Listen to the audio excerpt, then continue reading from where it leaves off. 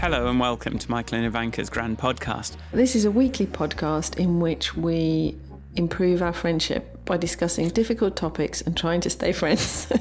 It's also about you, listener, on some level yes. that we perhaps haven't figured out yet. No. This week is part 2 of Art. Part 2. I still want to talk about the role of skill a bit more in art. I want to talk about some of this new sort of approaches to galleries, sort of like immersive installations and sort of Instagram-friendly things that I think is quite interesting. And I'll probably yammer on about myself a bit more as well. Why not? There's various arty moments, I think. Moments where art has moved a person, me, I think, there's how hard it can be to gain access. Because I'm sure there are many talented people out there producing amazing things that aren't getting seen for a whole variety of reasons. I refuse to believe that such a tiny percentage of people are capable of producing massively valid, popular, worthwhile stuff. Valid, good work. Yeah. Well, I've got the Instagram thing you mentioned reminded me of somebody I know who is an artist, whose art is quite dark. So I can, as I said to him, I can admire his paintings and his skill, but I wouldn't want it in my house, and I'm not giving him any money. Okay. All right, well, we'll get into that. So those kind of things as well. And yes, I think. Yes, well, we'll get into that. There you go, that'll do. Once we've done our little intro bit.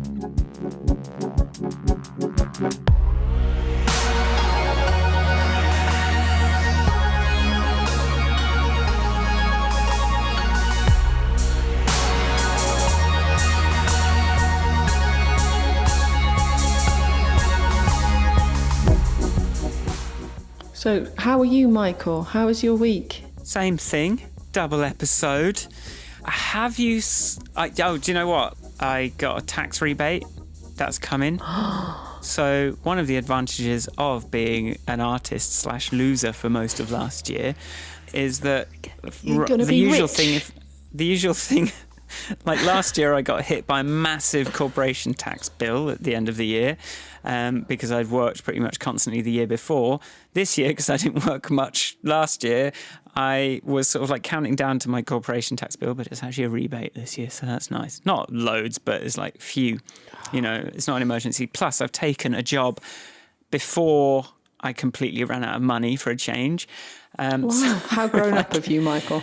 I'm slowly inching towards maturity, but, you know, it's taken a while. I was going to mention in terms of that fake news discussion we had, I don't know if you noticed that the thumbnail for the second one, I used that mad cow Brexit correlation graphic that I've seen on a lot of my friends' channels the first time I saw it, I was looking at it, I was like, I mean, they're all the same. I mean, that's too close to be, I'm not sure about this. So I went and checked Snopes, and sure enough, it's a fake image, and it's but it's being spread around the liberal bubble as though it's true. And, we cannot criticize the right for believing fake news if we're not going to be conscientious about spotting stuff that we like the look of.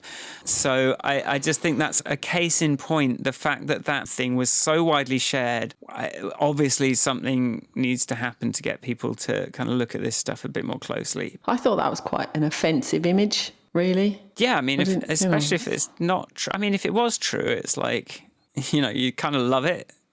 But at the same time, if it's not true, as it isn't, it's sort of like, sorry, that's just adding to the conflict. Yeah, that's not solving anything. So, you've got to watch out. Conversely, a friend of mine who shares many things, many of them are valid, and sometimes I look at them and think, nah, that can't be, that's a bit liberal, wishful thinking, drinking the Kool-Aid.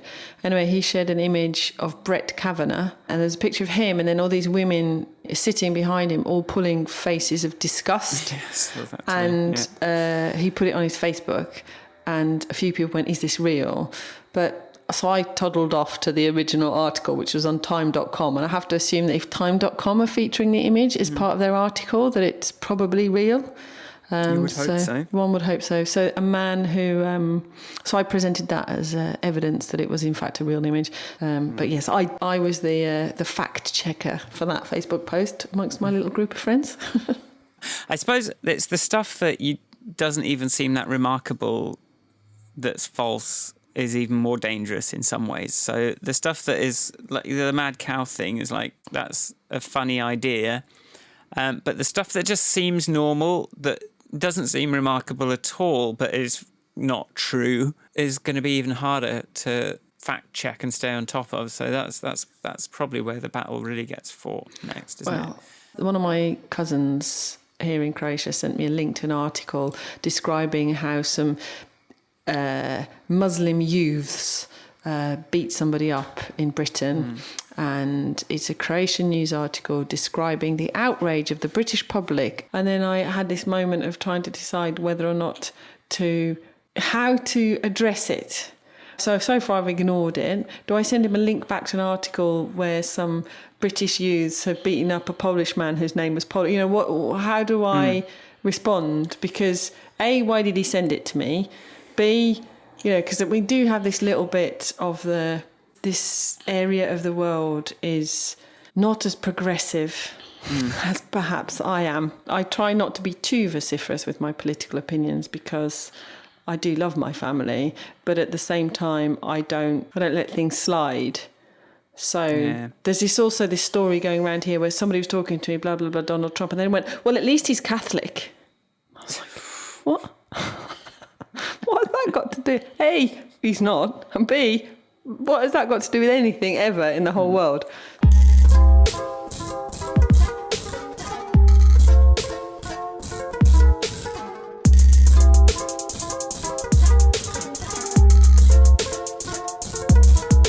How much great undiscovered art is there? Yes.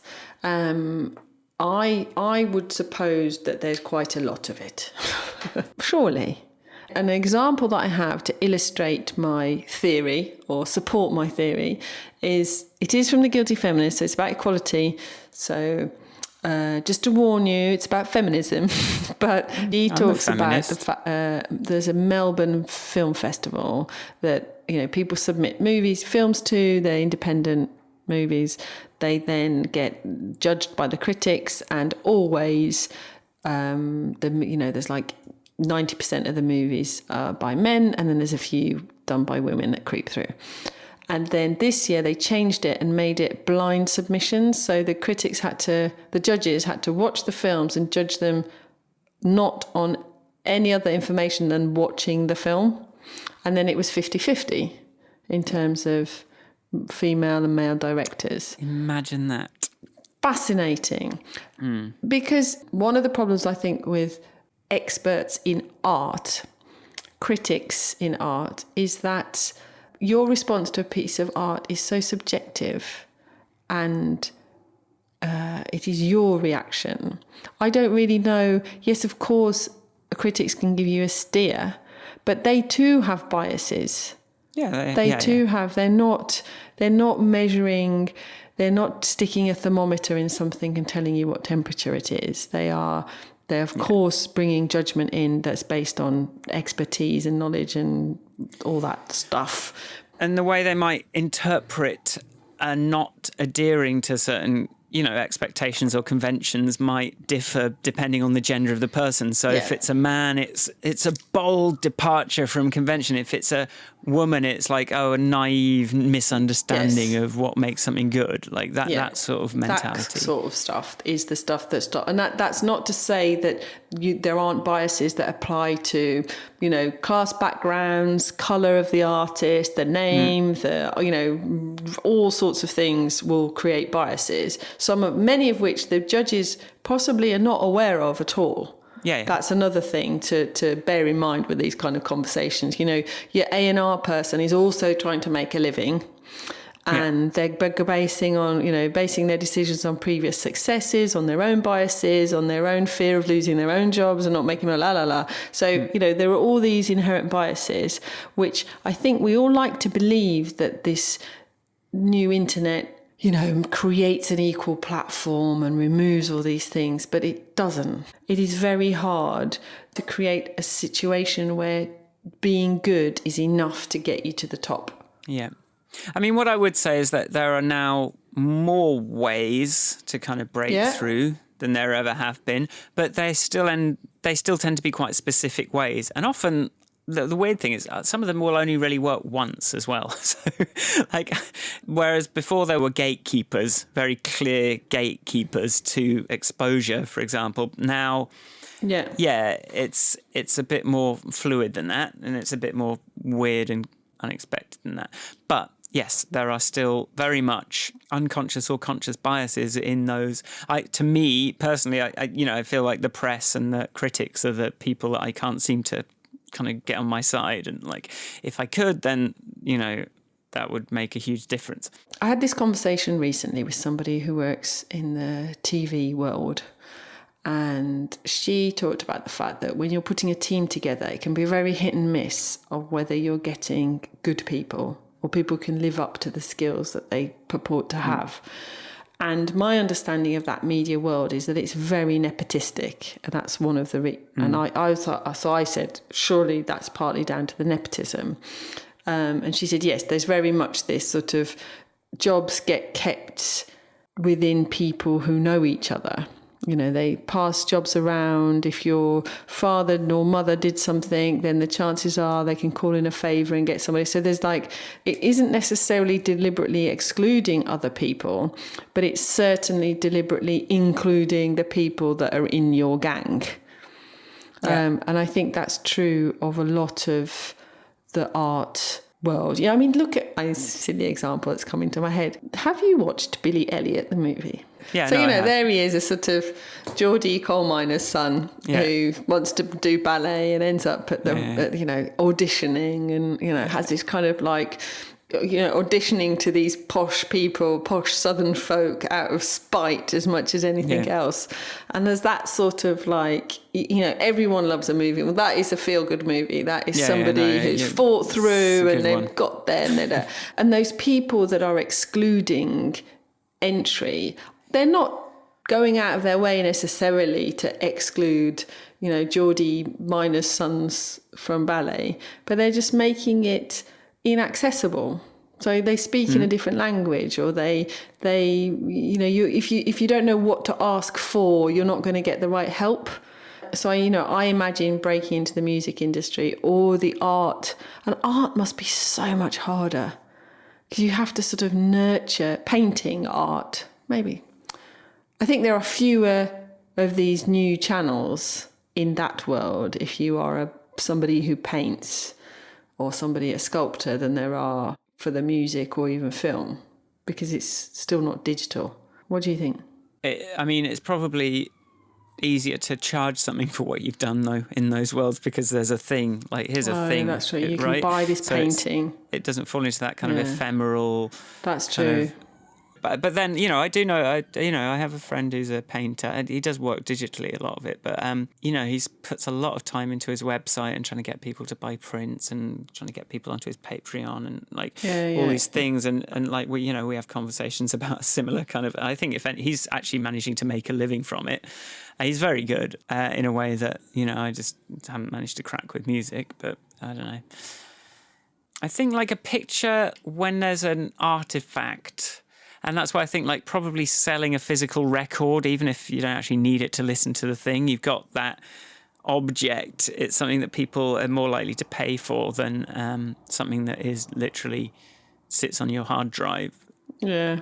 Or doesn't.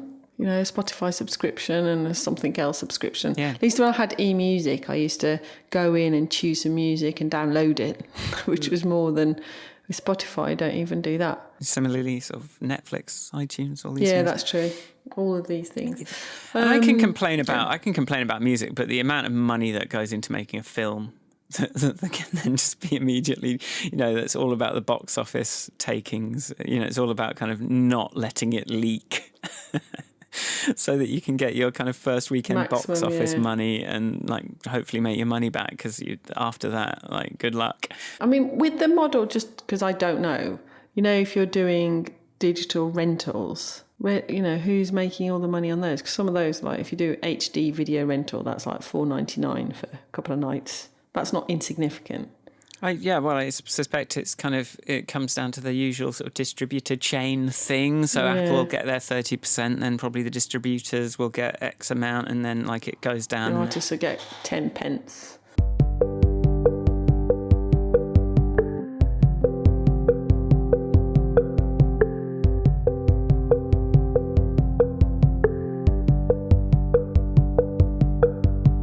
When it comes to thinking about art, in all honesty, I think about it as a consumer. I don't think about how to reward artists or how to help. I probably spend more time thinking about what's the easiest way for me to encounter good things or waste least time watching, listening to, seeing things that I'm not going to enjoy or not going to get something out of. Yeah. And for most of my life, I've relied on people whose taste I trust or who I like. I figure, well, if I like you and you like something, then, I'm definitely willing to give that a go. So it's not, so the making money out of it thing is not something I've thought about, other than one thing that became very apparent to me when I arrived in England, having been in school in Yugoslavia. In Yugoslavia, we did art, but when we did art at school and we did art and music, it was all history of art and history of music. You had to be knowledgeable about these things. But there were, in any school, that it would be expected that a tiny percentage of people would be a musician or an artist. Like one in a school of 1,000, literally learn it. And then I got to sixth form college in Brighton, and as far as I could establish, everybody was doing art A level, and I was like, how can there be this many artists? It can't possibly, you can't possibly all make a living out of art if there's this many of you. I mean, that was my 16-year-old communist brain. It was like, this is the okay. So it's interesting that you used the word communist there, because it kind of like instantly deflated my the thing which I was going to say, like as more and more people get access to a little bit of privilege, even if that's student loans, right? Student or grants or whatever. Like a student grant allows more people to do stuff where they're not actively contributing to the economy. The fact that we could afford more and more of our students to study kind of like woolly stuff shows like overall a certain amount of progress. But then also, on the other side, when you think about what a lot of jobs are now, that sort of content creation, being creative is such a more important part of finding a career now than it maybe used to be. Absolutely. And I think, what you talked about in the last episode about the luxury automated communism, I think more people being more creative is an inevitable consequence. Bizarrely, in a communist state where, you need engineers and workers, and then you need a few artists. It's not disregarding the need for artists, but it was the select few. The Soviet Russia still had the Bolshoi ballet. They didn't dismiss the Bolshoi as a bourgeois activity. They still maintained the ballet, but it was not everyone could pitch up and join in. Well, I suppose if there's this, I suppose true, actually. There's a trend of people. Well, no, but comparing communism to kind of capitalism, artists. If you are looking for someone that is ultra rich and successful, it will be an artist a lot of the time. So it'll sort of be kind of, people will be attracted to that aspect of it. Whereas if it's literally, here is the pragmatic cross-section of skills that we require, and we're not really going to reward any one more than any other, it does become more about, is that what I want to do, or do I just want all the fame and fortune for doing ostensibly very little work, which I suppose is, your kind of X Factor contestant's worldview, perhaps. So I'm just going to read you a line out of Wikipedia, because I just checked that it wasn't the Soviet Union that... I was just checking that I wasn't sort of going, actually the Soviets killed the Bolshoi and then it got resurrected. No, they didn't. So, but it does say on the Wikipedia page, which is therefore true, since the dissolution of the Soviet Union, there have been a few attempts to reduce the theatre's traditional dependence on large state subsidies. So if you have a state In communism, you do give money to these things. They're not, the people participating are not required to fund it. So you kind of have government patronage of the arts. Right. And like I said last episode it used to be religion, it used to be the state. So in communism, it'll put money in, but you've got to say the sort of stuff that we approve of. We want to say, Which in some ways means you can get much more effective art because it's been given that funding and it can be allowed to really shine. But it's going to get, the way that, we've said it, like now it's sort of like marketability has become the source of our values. Whereas, if it is state sponsored, then it's the values that the state has decided on that are kind of controlling what it is used to express. And there's pros and cons to each of those, but it would be nice if it was neither as well.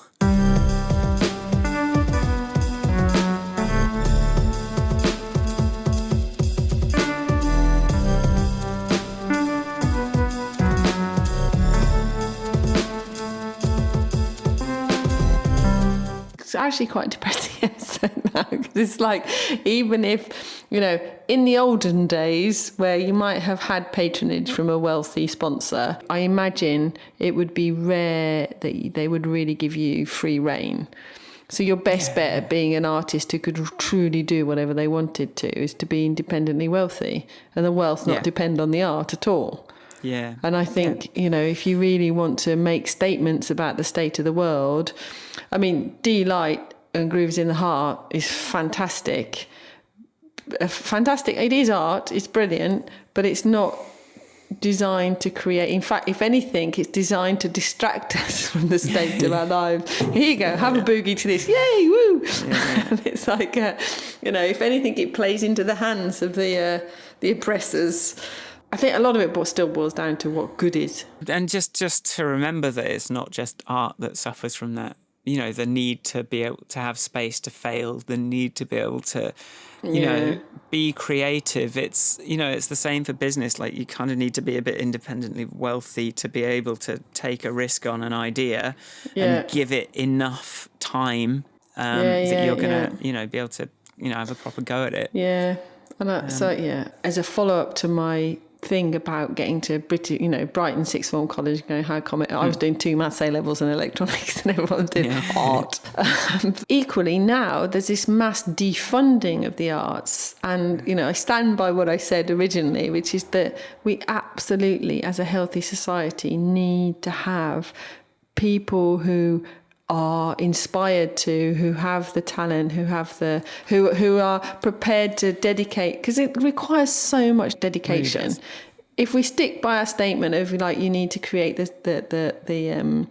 circumstances by which genius can enter, you have got to dedicate a lot of time and effort and energy for those moments of genius to strike. And we need people who are willing to do that. Me personally, I don't think I was ever into any sort of instrument, any sort of artistic endeavour that would inspire me to give it enough time and enough work and enough energy. And I think, but for those that do, I want them to continue to do it. Lots of people want to be an artist, because maybe all for genuine reasons, but maybe a lot of the time it is because you kind of think it might be a shortcut to fabulous wealth. I think if the state was just like, okay, we'll buy you a guitar, because knowing that 95% of people will kind of lose interest, like given the opportunity, they'll realise that maybe it's not for them. Right? Yeah. And then the few of us that do actually, for me, it's just in me.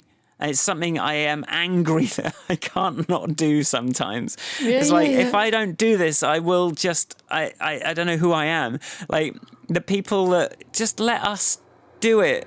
Like, don't make me constantly analyse what I'm doing for its commercial value, which is only going to make it something wrong.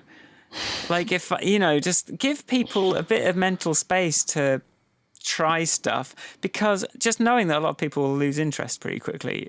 and then hopefully do something else, realise that they do just want to be a plumber.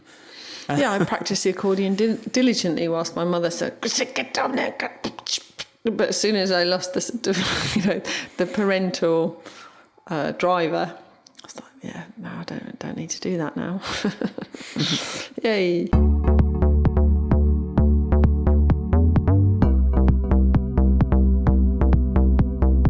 I always got my validation, like most of my validation, especially without a mother, but I suppose you probably get this from a mother as well. Like, you're so clever what you've done there. That's very clever. Like, when you do something clever, there's no question mark on that, I guess. But you can't carry that into art, because if you're just being clever with it, it's sort of like, people don't want to be like, they're not going to get a visceral experience from something from thinking about how clever the artist was in creating Stuart it. Lee. No, it's like Stuart Lee. Yeah, they're very clever, Stuart, but I'm not laughing. I want to laugh. You're a comedian. Make me laugh. Write a joke. Tell me a joke. Art isn't about being clever. No. In the way that we understand it. It's about being... And I don't think that's what's not valued enough, is the sort of just pure creativity without cleverness. Do you know? I just think that if somebody paint... I always, if you'd asked me, I would have put those things in the same, to mean the same, but that's an interesting dichotomy. Think they do. You're just making me think about cleverness versus creativity. It's like creativity is probably the wrong word, but it's like, aren't you clever? That's very clever. It's something we all know is a good thing. And if somebody says, "Oh, your child's clever," you're like, "Yeah, they are. Isn't that amazing?" If you go to school and you get from this kid's report that they're really funny, it's like, would you be as proud? My kid's really funny. That's what they've picked up. My kid, my kid, Billy Bob can make everybody in school laugh. What a joy he is to have around. You'd be like, I'd probably be perfectly happy with that. But, versus Billy Bob is really clever and will surely become an ex. We have high hopes for Billy Bob. We're all told that that's what we're supposed to be excited about and proud of. Whereas if somebody's really clever, they're so good at drawing. Or they have some really crazy ideas when they're doing their paintings. You'd be like, what, am I supposed to get them assessed? What do you mean? When you say crazy ideas, what do you mean crazy ideas? But actually, a friend of mine recently, she told me that one of her sons is slightly on the spectrum.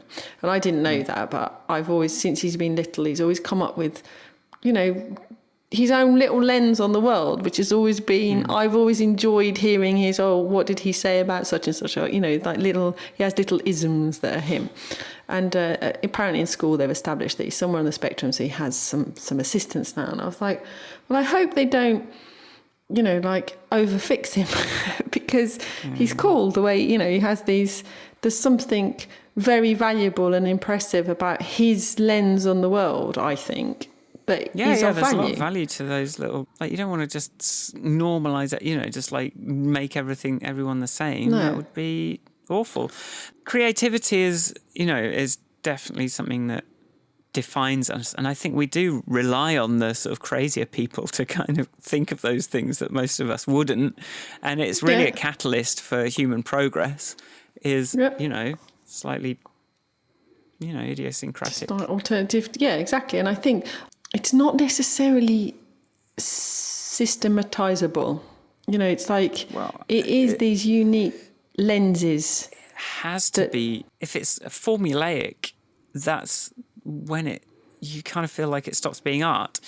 Like, you don't call someone who's created a factory in China to print tapestries as artists. It's the people that try something that hasn't been tried that you think of as the artists.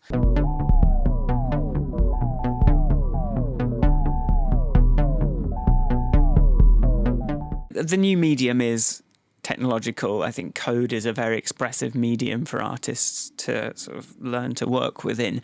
But something I can't stand is sort of those interactive art installations where you sort of stand in front of a thing and it makes it move around based on where you're waving your arms around. Because I think those things to me just seem like toys rather than art. I think art should be, and I've said this before, I kind of feel like art should be rhetorical. It should be sort of someone kind of making a statement about something. And as soon as you make it kind of a thing that someone else is controlling, like it's some sort of like toy, it sort of ceases to have artistic value to me.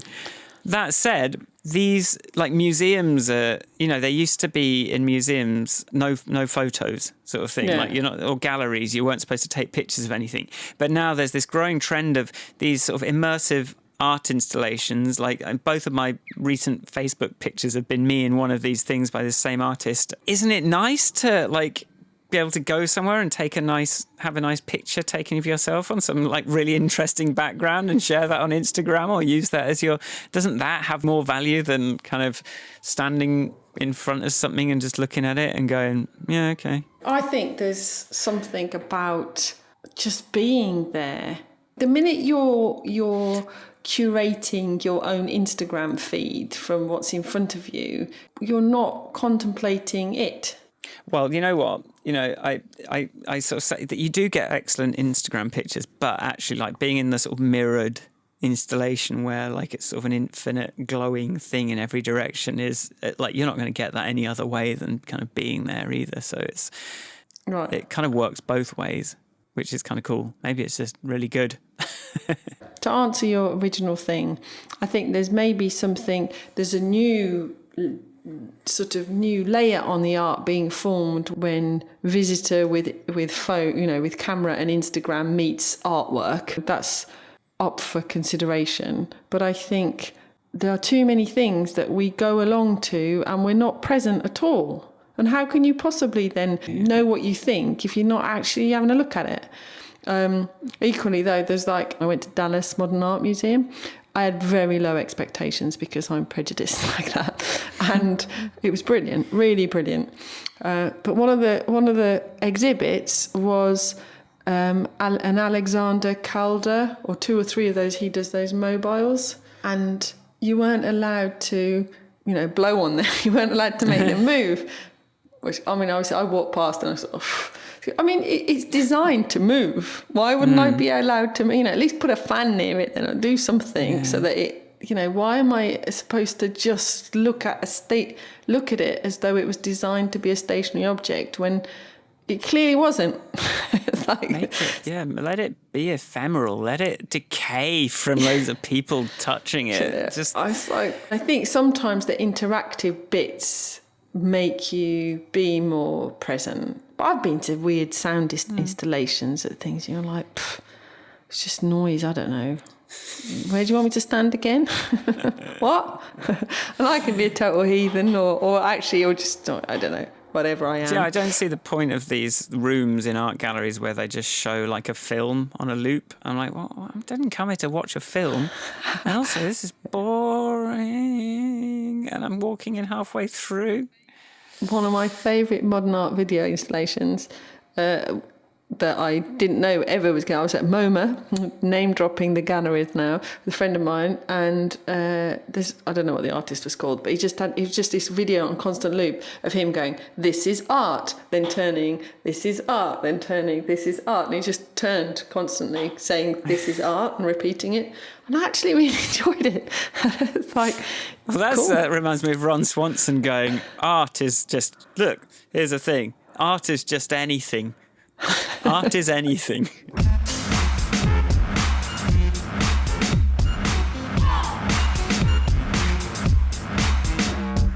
A little aside on why I sometimes just hate humanity. I just Googled the artist's name, Japanese artist Yayoi Kusama, who did this sort of pumpkin thing and did this thing with like balls in different colours and sort of basically mirror stuff. The rest of the headline, Japanese artist Yayoi Kusama's pumpkin installation reflects the hottest colour of 2017. What? I mean, what kind of... Could you have a more arbitrary and asinine response to a piece of art than going, oh, that colour's very fashionable now this year. This is Architectural Digest. This is the frustration of the artist, is often the thing you put into something isn't the thing that makes it successful. It's the way it's something that you couldn't predict about it that makes it take off. Like, you put all this stuff into it, but there's very faint hope of any of that being the thing that actually connects with people if it did suddenly take off. But any project you can't guarantee. You always try, you put stuff out there. Yeah. This is what you have been saying how important all creativity is in all work. Any product you create, you're like, is this the thing? We've put all this effort into this bit of functionality, but it's this other thing that everyone bangs on about. Like, we just put that in as an afterthought. Text messaging only exists as an afterthought. I suppose that's what iteration as an artist is. You're sort of like, by producing, if you kind of find a vein that you're happy to produce lots of pieces within that rough style, you're then kind of iterating up to the point that something does maybe connect with people that just for you was just like a little tweak on a technique, but for them it's like, oh, this means... Oh, I see. Yeah.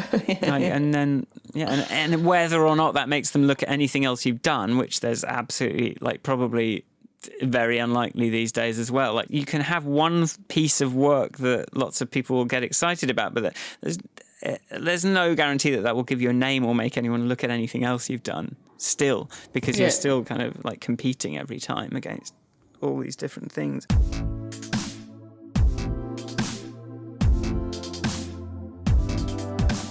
The conversation Sharon and I always have in art galleries is like, we want to see a bit of craft. We want to see some skill. Even if, like, so you might see something. Sometimes I just look at something and even though it's like a X on a canvas, the fact that canvas is perfectly white and enormous, I'm kind of going, I don't know how you managed to keep that clean. And actually move that to me is like, okay, well, that sort of gives it some validity. That's not to say that there isn't value in something that, that thing of like, my toddler could have drawn that. Yeah.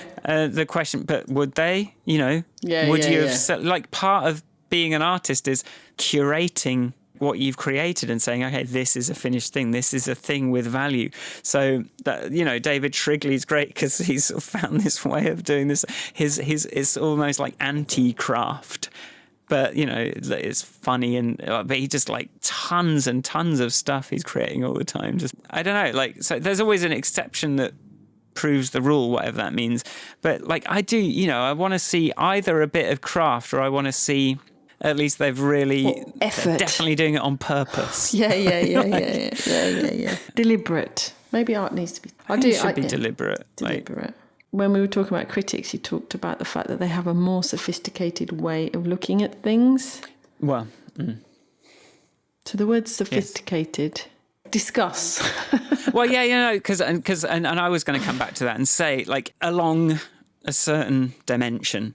Right. So maybe we're not always right to kind of look at these people's, they might feel like they know the criteria against which the art should be judged, but there's nothing to say that they're not missing a point. But that's like, if I'm not motivated to kind of learn, like, get the hang of what I'm looking at, like, develop my own personal kind of expertise about, how to understand what I'm looking at. If it's, assuming it's not just going to give me some visceral reaction, then the first thing you do is sort of like delegate that to a critic. But of course, criticism can be problematic and can be idiosyncratic in just the same way. So I suppose it comes down to recommendations at the end of the day.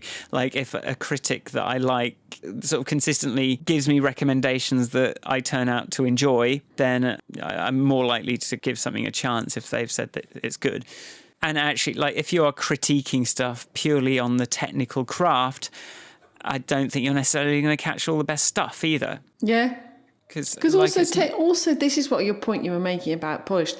People's craft and technical skill can improve, but the sort of creative nugget, the idea within a thing is what really we should be looking for. That's the thing you're going to have the emotional reaction to, isn't it? Yes.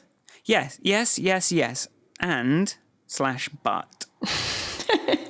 That on its own is not enough. There's a great Ghibli film where the metaphor is, look, what you've created it's like an unpolished, you've found some raw a raw gemstone, but it's, covered in earth and things. What I'm going to show you now is how to kind of polish it and be intentional about how you present it. Yeah. Right. So I have always put a lot of value on that presentation, learning how to present and polish something, because I think, especially now, you can't expect the audience to put in all the work. And I've worked with people who very much are of the feeling that it's up to the audience to figure out what they've made.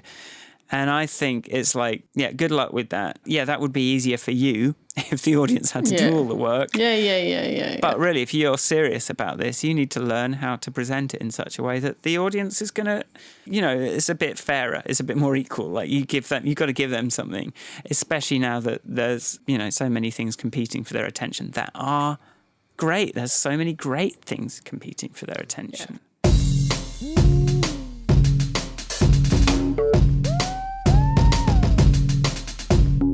Have you heard about Yusaku Maezawa and the hashtag Dear Moon project? No.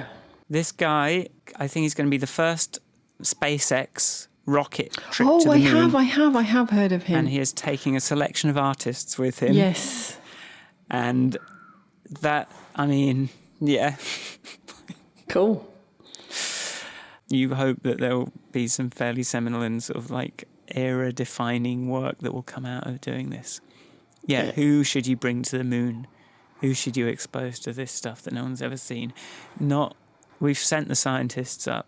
Let's send some artists up. Yeah, that's who should be patron of the arts. Somebody who's got shit ton of cash and can go, right, people, here's some money, here's some let's go. Now get into this ring and kill each other until so I can choose which one. I'm like, I want to go. But... You want to go? Do you want to go to the moon? Yeah, I wouldn't mind. But then you worry that... I didn't realise that was going to be your take. Sorry.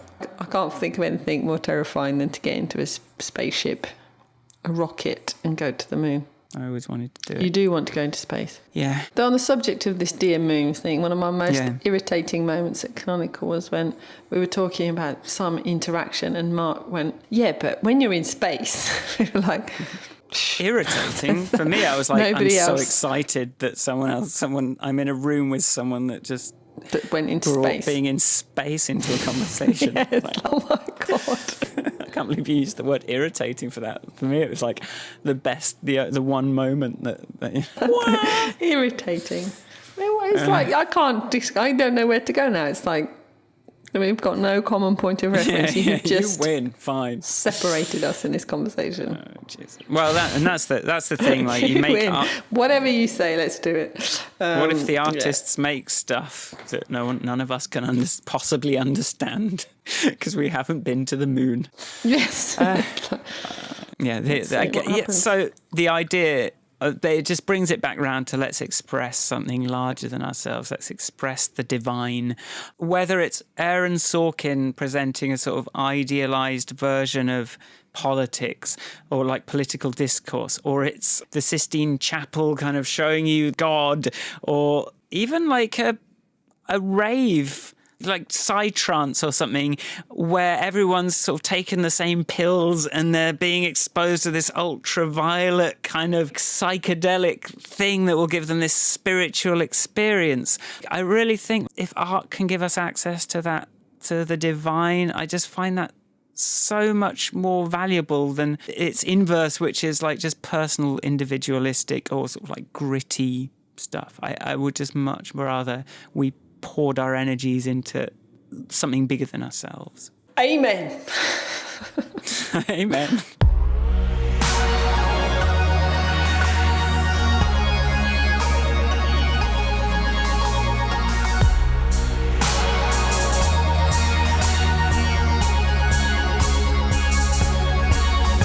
Okay, thanks for listening.